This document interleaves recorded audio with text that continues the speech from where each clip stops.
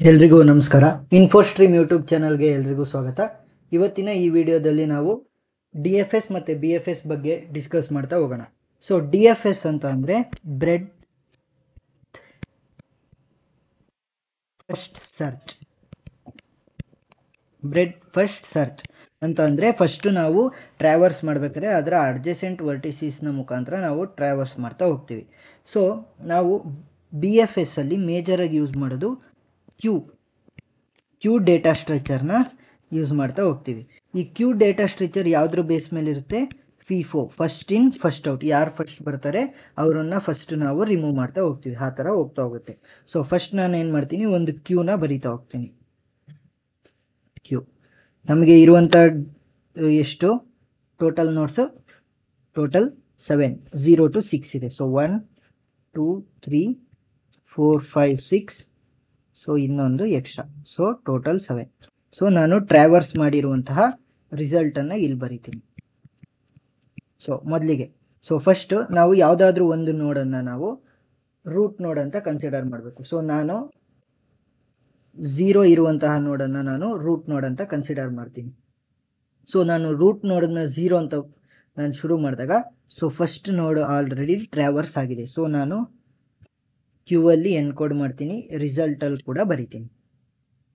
ರಿಸಲ್ಟಲ್ಲಿ ನಾನು ಬರೆಯಲ್ಲ, ವೆಯ್ಟ್ ಮಾಡಿ. ನೆಕ್ಸ್ಟ್ 0 ಇಂದ ನಾನು ಎಲ್ಲೆಲ್ಲಿ ಡೈರೆಕ್ಟಾಗಿ ಟ್ರಾವರ್ಸ್ ಮಾಡ್ಬೋದು ನೋಡ್ತೀನಿ. ಸೊ ನಾನು 0 ಇಂದ 1 ಹೋಗ್ಬೋದು, ಅಥವಾ 0 ಇಂದ ನಾನು 3ಗೆ ಹೋಗ್ಬೋದು. ಸೊ ನಾನೇನು ಮಾಡ್ತೀನಿ, 0 ಇಂದ ನಾನು 1ಗೆ ಹೋಗ್ಬೋದು ಅಥವಾ 3ಗೆ ಹೋಗ್ಬೋದು ಅಂತ ಬರಿತೀನಿ. ಸೊ ಯಾವುದನ್ನು 0 ಇಂದ ನಾನು ಹೋಗಿರೋದು, ಸೊ ಏನು ಮಾಡ್ತೀನಿ, ನಾನು 0ನ ಆಲ್ರೆಡಿ ಟ್ರಾವರ್ಸ್ ಆಗಿರೋದ್ರಿಂದ 0ನ ಇಲ್ಲಿಗೆ ಬರಿತೀನಿ.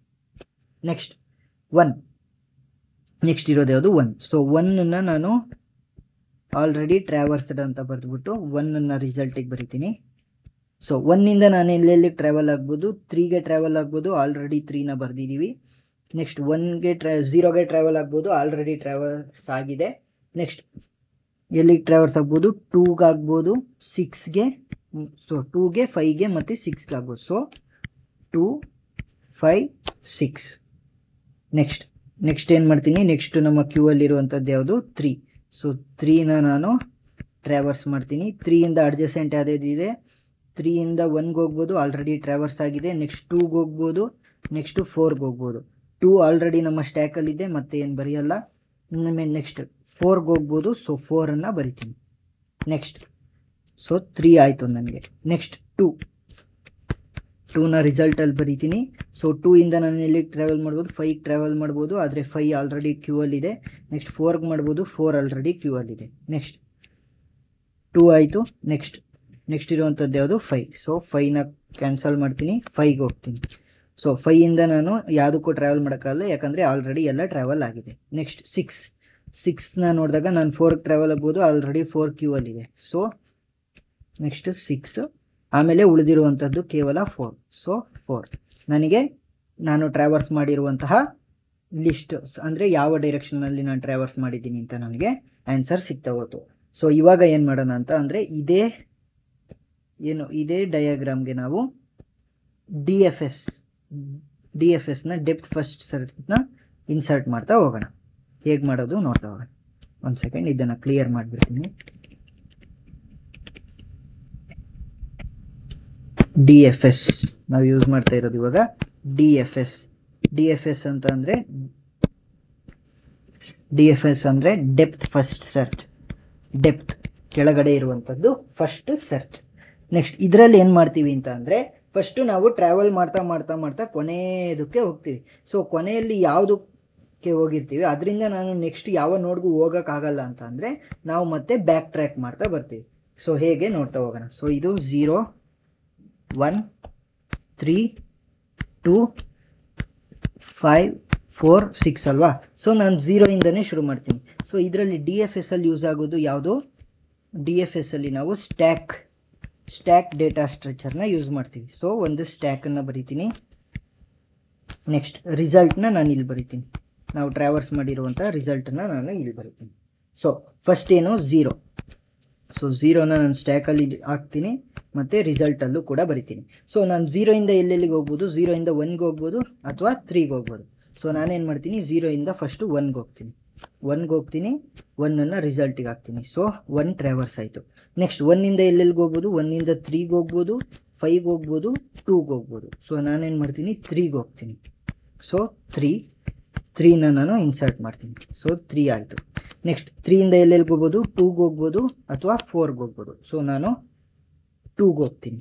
ನೆಕ್ಸ್ಟ್ 2ಗೆ ಹೋದಾಗ 2ನ ಸ್ಟ್ಯಾಕಲ್ಲಿ ಇಂಪ್ಲಿಮೆಂಟ್ ಮಾಡಿ ಕಾಟ್ ಮಾಡ್ತೀನಿ.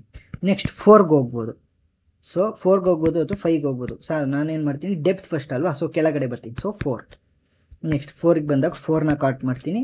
ನೆಕ್ಸ್ಟ್ 4ಇಂದ ಎಲ್ಲೆಲ್ಲಿಗೆ ಹೋಗ್ಬೋದು, ಕೇವಲ ನಾನು 6ಗೆ ಮಾತ್ರ ಹೋಗ್ಬೋದು. ಸೊ 6ಗೆ ಹೋಗ್ತೀನಿ.